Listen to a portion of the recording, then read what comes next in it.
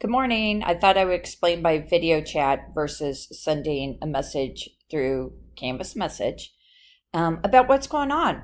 Let's just take a quick look at week one. And when you look at it, you see that we have a few things here that are unique to the start of the course. Let's just pass through those. Reading assignment, week one reading assignment. You're going to have that every week. Please make sure that you do those. And I just want to give you a feel here. Use this like a checklist so that you can keep on top of things and pay attention to the due dates in your Lindenwood course. We are going to be going outside of the course and interacting with other programs. So I think that's probably where the confusion lies, and that's okay. So let's just click on reading assignments. And once we are here, you see that you're given your reading assignments. And what we're going to do is we will move through here. Use your next button if you can, because that keeps you on track and it'll let you know systematically where you are in the course. So once you hit on next, take advantage of these PowerPoints. I'm not going to click on it just simply because it'll open it up and download it. It takes too much time. Click next. Then this is where I think your confusion is, or where, let's say, your questions are. And the boot camp is right here. You'll see that you're given a due date. Each one is worth 20. They're going to be a total of 4. This explains why we're doing this and how to go in and out in order to get the work done. You've signed up. I saw your email in there, or excuse me, your your email, Lindenwood, I believe.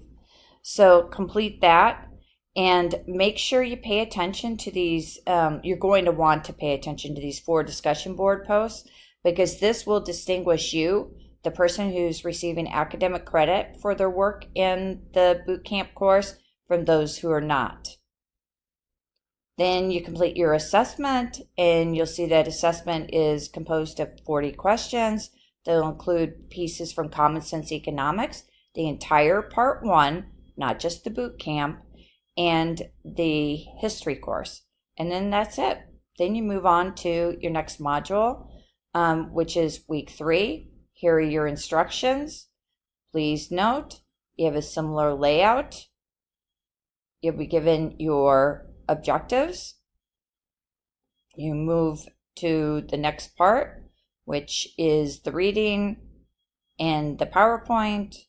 Then we move on and you have another badge.